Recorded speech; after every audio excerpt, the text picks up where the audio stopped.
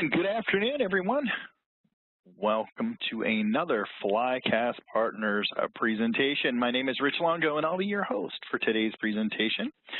Today, we are doing a virtual lunch and learn on Lean IT, presented by none other than our own Chuck Spencer and Kyle Hamilton. So we're very, very happy that they were able to get time out of their busy day to join us today. For those of you on the on the East Coast, you should have already received or should be receiving your pizza. If you ordered it. Now, some of you didn't order it, but if you ordered it, you should have your pizzas by now on the East Coast.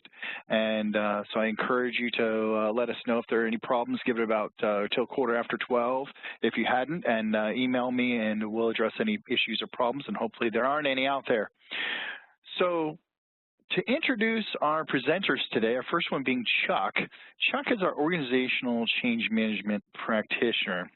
He came to us with quite the accomplished background, and includes a Lean Six Sigma Black Belt, ITIL V3 expert, multiple certifications from ISO 20000 Manager and Consultant to COBIT 5, PMP, Agile Scrum Master, Change Management Practitioner. Chuck has over 25 years of experience in improving and implementing service management processes to drive quality, efficiency, and customer satisfaction. He's an innovative and results-oriented senior technology leader with progressive experience in all phases of service management, project and process management, enterprise technical support, and organizational leadership and strategic development. And just as accomplished is our other presenter, Kyle. Kyle is a software engineer for Flycast Partners with over 25 years of experience in IT service management space.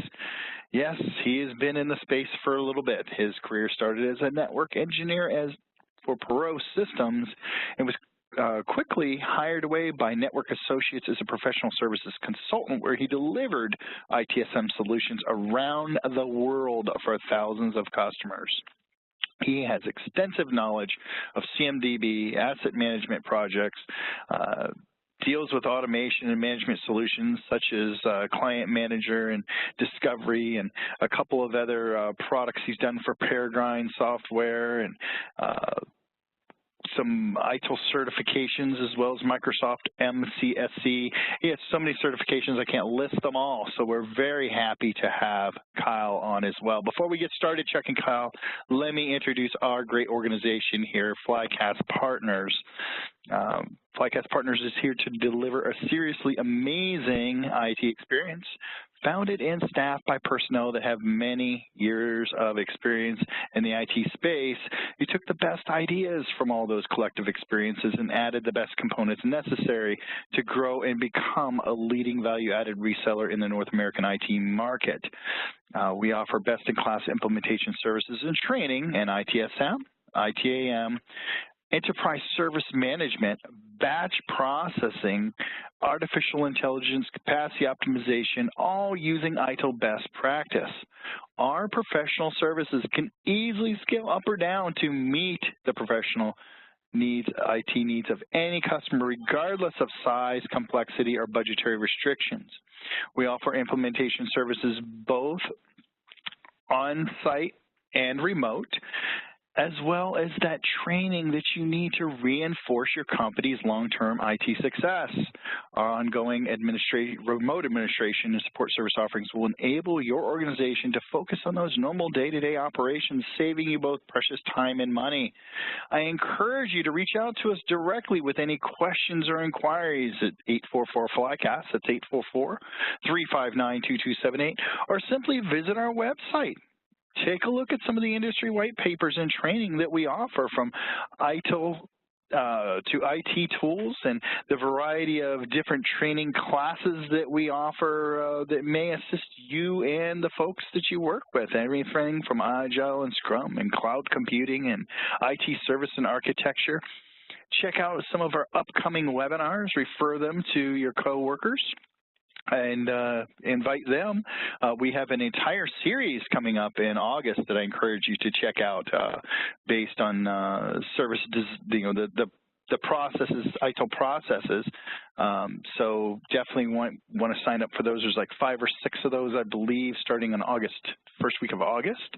And encourage you to go in here, and if you have any questions, chat with our ITSM specialist in our chat box. With that being said, I'm going to go ahead and turn this over to Chuck. Chuck is going to start out our presentation today. During the presentation, if you have any questions, go ahead and type them in the Q&A box provided in the WebEx. We'll be happy to go ahead and try to answer any that we can at the end of the presentation if there's time. If there's not time, then go ahead and send them to info@flycastpartners.com. We'll get back with you within 5 business days and answer for you. Or you can call us at 844-FLYCAST. That's 844-359-2278. All those of you that are attending today, we will follow up with you because we want to know what you thought of today's presentation, if it was beneficial to you. So you can expect to hear from someone on our team because we want to do more of these things to help educate. So Chuck, it's all yours, sir. All right, Rich, and are you seeing my screen there? I see your screen. It looks great. We got Mr. Karate Guy there hitting Karate Guy right in the center. Yeah, there you go. Well, I'd like to say that's my photo, but it's not quite my silhouette there. But, Rich, one of the things we're often asked at Flycast Partners is, should we implement Lean IT or should we implement ITIL for service management? And the answer that, I always give to people is yes and yes, because it's really both. And in this presentation, we're going to discuss how one actually complements the other and why both can be very useful and needed to effectively implement service management in your organization. Now, as most of the listeners are probably aware, ITIL itself is a set of integrated best practice processes focused on the definition, delivery, and management of services. And ITIL is built around the Deming approach for improving quality over time using the Plan, Do, Check, Act model. And it recognizes that the customer determines value, and then ITIL provides us with a reference model of how service management processes should be defined and measured. Lean IT, on the other hand, offers us an approach to improving processes and ultimately the service delivered using these processes. It's not a process framework. You won't open up a book on Lean IT and find an incident or a change management process. It really is more of a way of thinking and a behavior and a mindset focused on improving value to customers with the least amount of effort through the improvement of processes and services by continually taking steps to reduce or eliminate capacity restraints and waste within those processes and services. Now, like ITIL, Lean places a heavy reliance on the customer to determine the value, and it uses something that we refer to in Lean as the voice of the customer for defining what is critical to quality from the viewpoint of that customer. And where ITIL provides us with best practice process guidance, Lean IT provides us with processes and tools that speak to how to ensure that we're delivering maximum value with the right balance on effectiveness and efficiency. And keep in mind that while today we're talking about using Lean as an approach to service management, Lean really works best when it's implemented across the enterprise, not just as part of the IT service management processes. It really needs to be part of the culture of the organization. Now, to understand how Lean can be applied to IT service management, it's best to begin with an understanding of the key principles of Lean. Now, Lean begins with value as defined by the customer, or again, in Lean terms, the voice of the customer.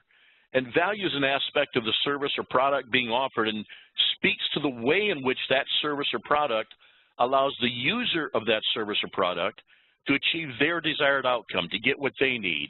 And in the case of IT, it's often the ability of the IT service to allow the business, which is our customer usually, to provide a service or a product to its customer.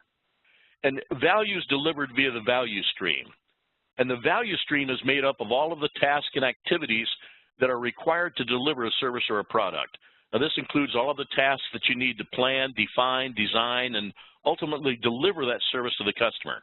So again, thinking of IT service management and ITIL, there are 26 processes defined within the service lifecycle.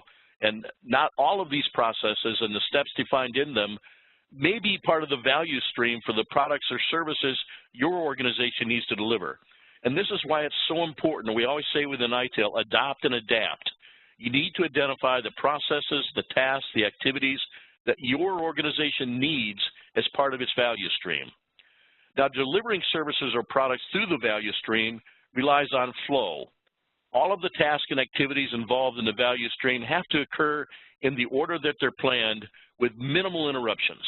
Interruptions typically create backlogs of what we call work in progress, or it can create backlogs of inventory or services or products that require additional work and resources to manage and prioritize, and as a result, create more downstream interruptions. Now, flow can also be interrupted by unneeded handoffs. This is especially true in IT processes, or inspections or waiting times. And these are all examples of waste, which we're going to talk more about in a couple of moments here. And then maintaining proper flow is all about getting the right materials, the right information in the hands of the right people with the right skills, tools, and experience at the right time. So thinking of IT again, this is where effective prioritization, categorization, and knowledge management can all play a key role in creating and maintaining that flow within your organization. Another way to manage flow is through effective demand management, which is another process that's talked about within IT. And this is especially true when you're dealing with products where you want to keep inventories of not only work in progress or supplies or components, but also finished products low. But IT services really rely more on something we call pull. And pull implies that the customer is the one triggering the flow. Typically, services and IT services are consumed as they're produced. And generally, you can't put them on a shelf. The flow can only begin when they're requested by the customer. So the task of controlling flow through demand management can be even more challenging for IT services. But here again, things like setting expectations through a well-defined service catalog where you really talk about lead times, where you've got well-negotiated service level agreements and service targets, as well as offloading perhaps some of the calls through the use of a service portal, can all be an effective demand management tool to really help you control pull. Perfection is another aspect of the value stream, and it's really not about having quality gates and controls and inspections, even sometimes approval processes in place to ensure that only quality products and services are being released. All of these create delays, and they ultimately interrupt the flow and slow down the value stream. And from a lean perspective, it's all about doing it right the first time. Every individual involved in the value stream needs to understand how their actions affect the quality of the service, and to do this, you really need an environment that encourages transparency, allows the task people and the process people to make mistakes, as long as we get some feedback out of that to ensure that the organization is learning from those mistakes and continually improving their processes. And again, this can only be done where you have an organization that learns from its mistakes and where you allow continual service improvement to keep occurring.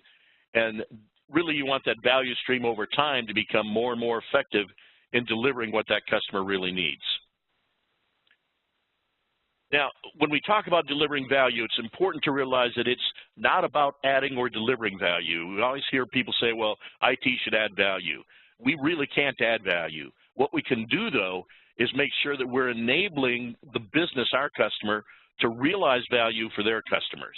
And keep in mind as you're doing this that value is in the eye of the customer. You know, they're the ones that are going to determine value. It has to be negotiated with them, and it has to be negotiated over and over because it's going to change over time and change over the context of how they're using your services. Value can be managed, it can be quantified, but keep in mind that it's not always financial. It's always just not always that ROI. There are other things that you're looking at with your services that show that you're bringing value to the organization and value with those services. Now, in Lean, we often use the term critical to quality. And again, that means understanding the voice of the customer. What are their requirements for the product or services being delivered? And we look at these as being the must-haves. And then we have things that they wish for in a service or product. And think of these things as the things that make a product or a service offering from one provider preferable over another provider. Why would I go here to get it versus going here? And it's because it gives me more of those wishes. Now in ITIL, you know, if you've taken some foundation classes, you'll recognize as these being utility and warranty, where utility means that it's fit for purpose. It meets their basic needs. And warranty is fit for use. It meets those needs in a specific way that makes it even more useful and valuable to them, things like availability, reliability, security, all of those things. Now, once we know their requirements and wishes, which of these are most important to them? And this is what we refer to in Lean as the critical to quality requirements, the things they must have. And at ITIL, this is somewhat similar to what we talk about when we say critical success factors. What are the things that we absolutely must do for this customer, for the customer, and ultimately for us to be successful? Now, once we know what the critical to quality things are, the C2Qs as we often refer to them, then what measures can we use to predict our ability to achieve these? We want to measure things in a way that really lets us measure our performance before it actually affects that customer, so that we can know where we're headed and know where we're going towards. And again, that's similar to what in ITIL we call key performance indicators. Now, ITIL, as I mentioned earlier, has 26 best practices as part of the service lifecycle. But these are by definition best practices, not standards. So as you're implementing ITIL, you need to determine which processes and which steps in each process make sense for your organization. That's part of the adopt and adapt that I mentioned earlier. And one way to do this is through the use of a Lean concept called value streaming for your activities. And this is where you take each process and identify what are the value-added activities within that process. Which are the ones that add value to the customer? What are the things they'd be willing to pay for? And then which, from a customer perspective, do not add value? And of course, these are the things that you want to remove, or the activities that you want to remove from your processes. And of course, there are activities and processes that you have to do for regulatory compliance or for policy compliance. And they don't directly add value to the customer, but you have to do these. And you're really often doing these to protect the customer and sometimes to protect them from themselves even. So in the end, you want to optimize the value-added activities, minimize where you can those necessary non-value activities, and then remove the just plain non-value-added activities from your processes and from your services. Now, I'd lose my merit badge for Lean if I didn't talk about Muda at some point in this presentation. And Muda is a Japanese term for waste, and it's any non-value-added work. There are two kinds of waste that we often see in IT service management processes. And the first is Mura, which is unevenness or variation in the flow of work caused by that fluctuation of demand. And then Muri, which is overburdening the processes or the resources by placing unrealistic workloads. And all of this causes stress, it causes mistakes, it causes rework, and ultimately morale issues within your organization. Now, both of these can be addressed by having good process designs that include standardizing your processes and making sure you have the right workflow with the right value-added activities in there, that you provide proper training and you're implementing some demand management things kind of that we talked about earlier. Now, I've often heard people say that Lean is all about doing more with less, and with the implication that this means doing more work with less people. But you can do more work with less people by overburdening them and taking shortcuts with quality, so that's really not what you're trying to do here. Lean is really about creating more value while creating less waste, doing more value-added work and less non-value-added work. And if you're successful at doing this, chances are you're actually going to need more people to help you create that value-added work that's now going to be more in demand. There are some other kinds of Muda that are waste to look for when you're looking at your processes and trying to eliminate waste from your processes, things like transportation, inventory, motion, waiting, overproduction. You can see the list of them here. And while you might think that many of these would not be present in service management, almost all of them can be. Now, just as kind of a trivia thing here, if you're trying to find a way to remember all of these major areas of Muda, one of the things we use in the Lean courses and the Lean training is take the first letter of each one of those and it spells out Tim Woods. So you can just remember by saying Tim Woods is a waste of time. And that gives you a way to kind of remember these. But there has lately been another form of waste that started to be considered as we're talking about waste, and it really doesn't fit into the Tim Woods. But think about it in your environment. How much environmental waste is there within your processes and services? And this is things like print cartridges, paper, power, all of those kinds of things. So again, when you're looking at your processes, if you could trim that waste out of your IT environment, how much service costs could you reduce? Or by eliminating that waste, or perhaps more importantly, where could the money that you're wasting on those things be used to help you rechannel and improve your services? So just some other areas of waste there to consider beside the two main ones that I talked about earlier. Now, another term and concept that we talk about within Lean is this concept of Kaizen, or Kaizen, depending on how you want to pronounce it. This is a phrase taken from two Japanese expressions, Kai, meaning to change, and Zen, meaning for the better. And it really comes from the lean manufacturing discipline and out of Toyota and the things they do there, but it's also very applicable to ITSM. Now, many people think of Kaizen as just a problem-solving tool, but it's also very applicable to continual service improvement because it focuses on the philosophy and the practices of continuous improvement using a methodology that within Lean we call the DMAC methodology, where DMAC stands for define, measure, analyze, improve, and control. And Kaizen events are really focused activities for around problems or around continuous management that really work best when they're run by people or the people who are actively involved in that process on a daily basis, the people who are really closest to the work. They're the ones who really know what's going on. And then you really want someone, though, who's trained in Lean Six Sigma or Lean IT to really facilitate those and help get people moving in the right direction, and sometimes to bring kind of an objective approach to what those people know and kind of keep things on track. Now, the DMAC methodology itself consists of 5 phases, and you can kind of consider these as milestones, since at the end of each phase, there's some major deliverables which usually require approval by stakeholders or by management, so you can think of them as kind of quality gates. But the first is to define, where we identify the customer's requirements. And keep in mind the ITIL definition of the customer being the person or organization who pays for the service. That applies here as well. Now, as part of this phase, we identify the customer's critical to quality requirements. And we do that, of course, by listening to the voice of the customer and understanding the value they need to achieve, the outcomes they want, and what do they need or require to be successful. And then second, we measure against our current performance. You know, how well are we doing currently to meet those customer requirements? And this forms our baseline. And then what do we need to measure to evaluate our progress towards improving? What are those key indicators of performance improvement that we should be tracking?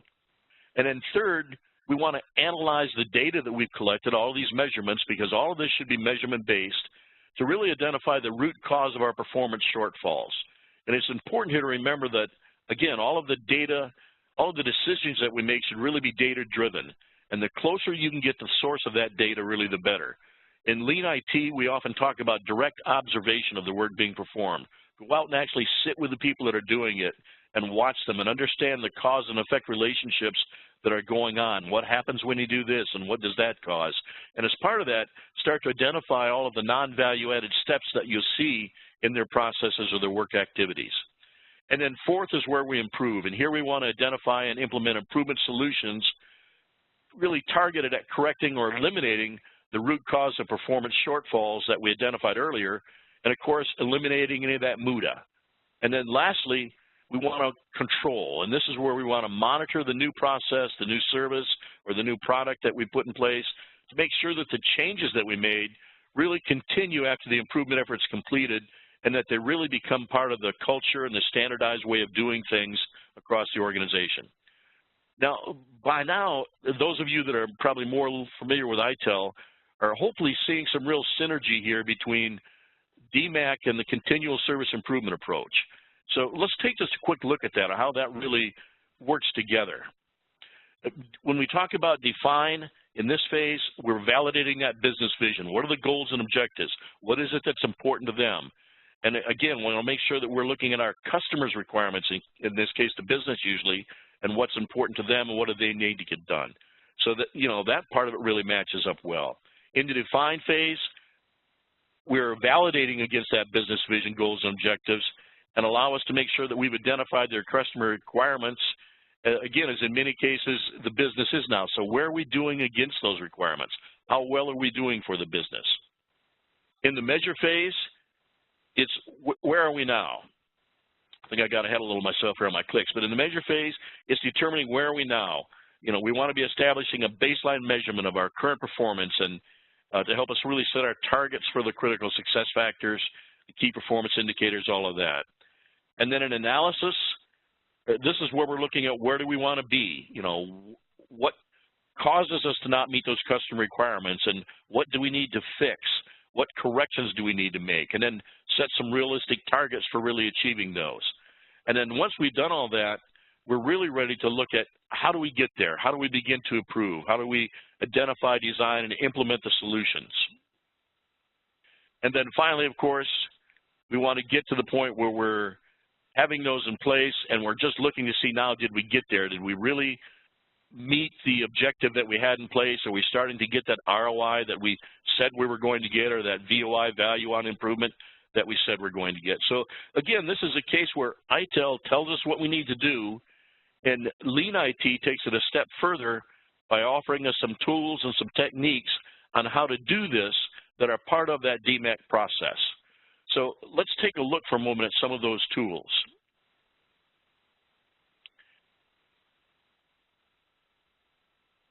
In the DMAC phase, you know, in the defined phase rather of DMAC, you know, this is where we first need to develop a project charter perhaps. Now, this can be a formal document or a simple problem or scope statement, depending on the organization and what the improvement opportunity is really all about. But once we have that and we've established some kind of a scope and have needed to have that approved, then our next activity is going to be review and understand the current process at a high level. And in Lean Six Sigma, there's a tool that we use that's called SIPOC, which stands for Supplier Inputs, Process, and Outputs. And it means that for each step or activity in a process, we want to understand who the supplier is, and you know, the supplier here can be internal IT. We're not talking about necessarily a third party here, although it can be. But who's the supplier for this activity? Who's that supplies the input? What are the inputs? What are the process? What's the output? And where are those going for each activity? And in the course of doing this, you're going to see that you often identify really some quick win opportunities, some things you can implement immediately to put into place some immediate improvement. And this phase also includes identifying the stakeholders and developing a plan on how to manage those stakeholders. And then, of course, another important activity in this phase is just, again, identifying those customer requirements through the voice of the stakeholder. And Lean offers us some tools on really how to do that, how to map the stakeholders, and then some insight into how to develop this voice of the customer process. Now, in the measure phase, Lean tools that help us really identify key process performance indicators, and then from that, we want to develop a data collection plan on how we're going to gather those measurements, who's going to gather them, and when they're going to measure them. And then start actually collecting these measurements as a baseline, again, against which we can measure our performance going forward. And all the while that we're doing this, it really provides us a great opportunity to involve all the process stakeholders and start to build some excitement and, more importantly, recognition of what we're measuring, why we're measuring it, why it's important, and why as an organization we really need to make that improvement. So when I'm looking at it from my organizational change management perspective, this is an area where that really comes into play, and I really want to make sure I'm getting as many people as I can involved in this phase. Then in the analyze phase, Lean offers a number of tools that help to identify potential root causes, help us collect and analyze that data, and then help us prove that those are really the root cause of the problem or the performance issue. And there's a lot of them here to really discuss in detail in the time we have today, but this just gives you a look at the breadth and depth of tools offered. There's an awful lot of tools here that Lean brings to the table to really help us analyze and see where our problem really lies. And then once we've identified the root cause, Lean offers an approach and a number of tools to assist us in identifying solutions, determining the financial impact of those solutions, because that's always important, and then performing risk assessments to ensure that the solution that we're going to implement doesn't, in fact, introduce some new issues or some new risk into the business or some new problems that are there. And then once we've identified, we want to make sure that we test and we implement the solution. And then our next step is really, again, going to be to control things. And in the control phase, Lean offers us some tools here to make sure that we are in control, that we know what's going on, that we recognize any deviations right away, some dashboards to help us look at process performance, look at those key performance indicators, and also very important here to have a response plan so that if we're not meeting what we need to do, we've already planned what we're going to do for that and how we're going to address it. and then making sure as well that our procedures and our processes are all well documented. So again, it's not about choosing between ITIL or Lean when you're implementing service management. It's really more about using Lean methods and tools to really help you adopt and adapt best practices from an ITIL to improve your organization's capabilities in the area of service management. And you absolutely do need both. And then remember, when you're improving your service management capabilities, there are three sides really to improvement planning. First, you do want to improve the processes and do that through well thought out, lean, value-added process design. Then recognize that to improve the organization's capability for ITSM, you have to change the behaviors, the attitude, the work habits of your people, and the culture of the organization. You need to do that through organizational change management. Again, Lean is more of a mindset than a methodology. And then through the use of effective technology, you want to be able to manage that workflow, manage the value-added steps, making sure those are occurring, making sure you're getting the right information to the right people at the right time, and where you can automate your processes. So to really be successful, you have to plan for and you have to address all of these as really part of what you're doing. So at this point, I'm going to turn you over to Kyle Hamilton to really talk about how you can use Cherwell as a technology solution to help improve your service management capabilities and do that in a way that really falls in place with all of the things we've talked about here with Lean. I'm going to start out talking about, as Chuck mentioned, a little bit about how Cherwell Service Management provides tools at your disposal to be able to help you, along the path towards not only ITIL implementation, but also Lean principles as well. And part of that, talking about the DMAC diagram that Chuck just covered, part of that define phase, where defining value to customer, is going to include, defining the data points, the gates that are going to need to exist to be able to track that customer value in many cases when it comes to IT services and delivery of services. And so Cherwell, as a tool, provides an extensible platform for administrators to be able to go in and make updates and modifications to the architecture, to the tables, to the fields that exist within those tables, to be able to support being able to capture all those gates, whether it be some time and date stamp of when a record is assigned, so that you can start defining what are all those data points we're going to need to measure within an incident or within a change request to be able to track and measure that value, make sure that we're meeting the customer's requirements and the customer's expectations. So it gives you the ability to extend and build out all of the data points that you're going to need to be able to prove that value, not only to yourselves, but to your customers. Once you go through and you've defined the data points, then the next question becomes, now where does this information, you've defined all these gates, you've built all these fields and tables to hold this information, where does it come from? And for that, Cherwell provides an extensive capability to be able to integrate to external applications, external data sources, so that you're, again, going back to Lean principles, trying to automate this as much as possible so that you can do more with less and eliminate, wasteful repetition and things of that nature.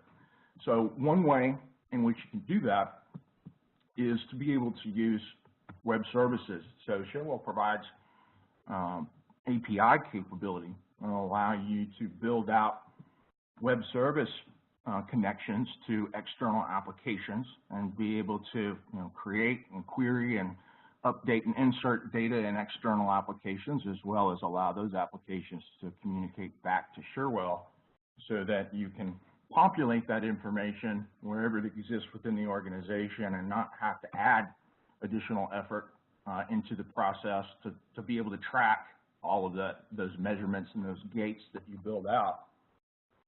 It also provides, excuse me, the ability to be able to take and, in terms of integration, be able to easily, import data into Cherwell.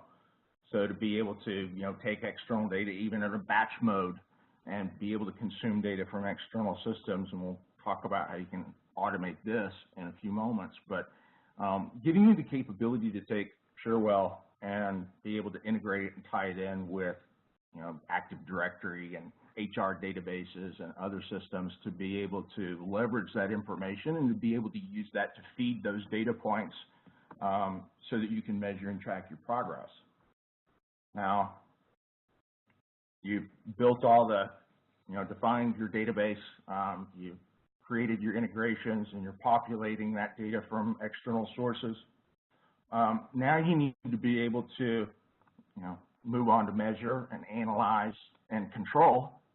And so Cherwell provides that in the form of not only rich reporting, but also dashboard and analytical capabilities all out of the box, with the ability to extend this far beyond what we see here, so that all of that data, all of those gates and points of information that you've captured, whether it's SLA breach information or whether it is something related to first call resolution, being able to gauge, measure your current status by starting at some point, and then being able to use Cherwell and the analytics capability to be able to view these trend lines so that you can see, are we getting better? Did that change have any effect? Was it positive? Was it negative?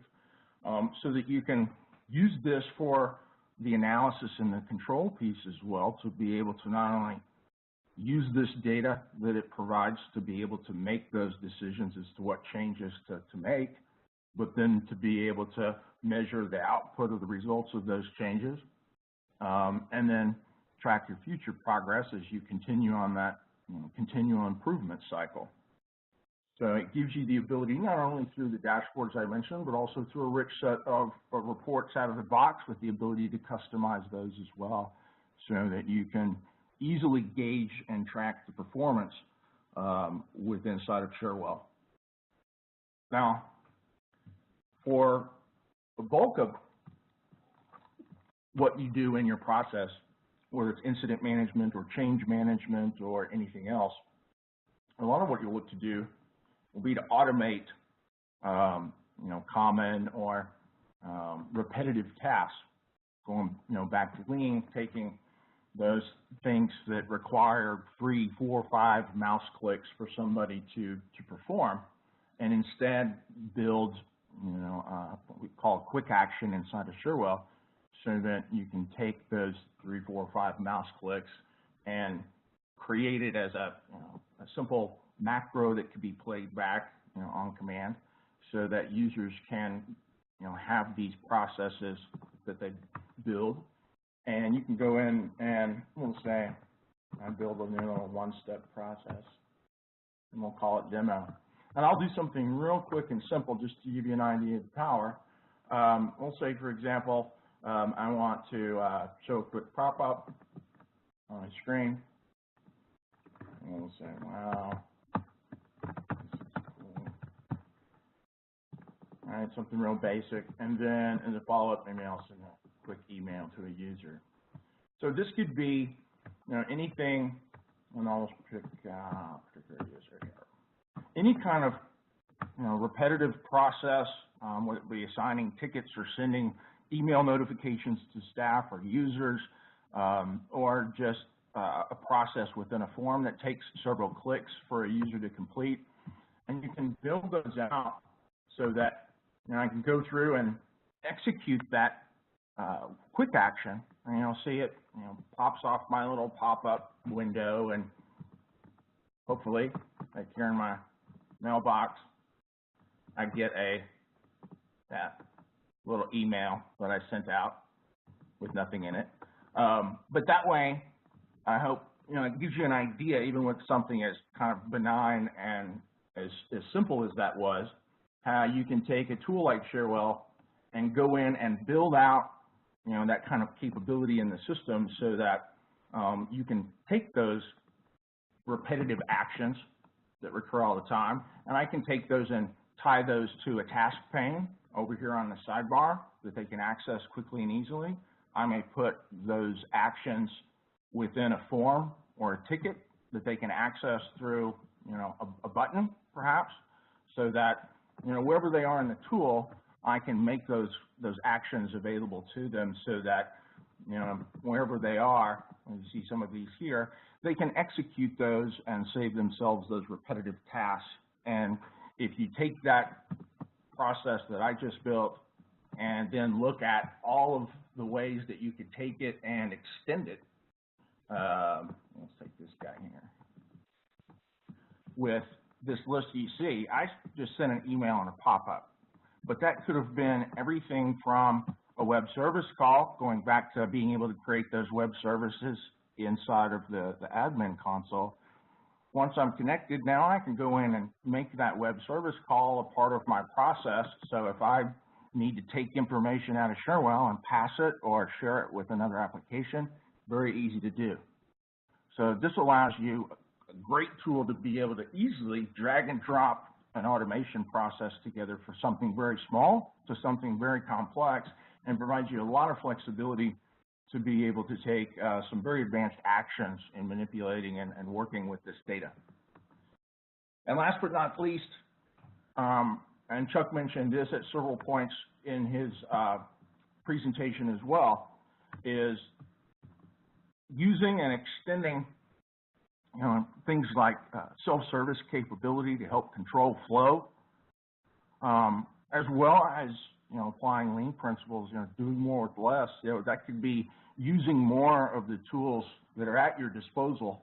We see time and time again where customers will frequently stop with something maybe like an IT portal and never realize or know that the same functionality and tool could be used to build out an interface for HR for a very different purpose, recording very different types of incidents and records. And being able to extend that throughout the organization so that, that could be applied department by department by department, and really start to do, more with the application that's right underneath your fingertips. So I know that was a quick run through. I hope that was a good example of some of the capabilities you have at your disposal with Cherwell. And with that, I will turn it back over to Rich.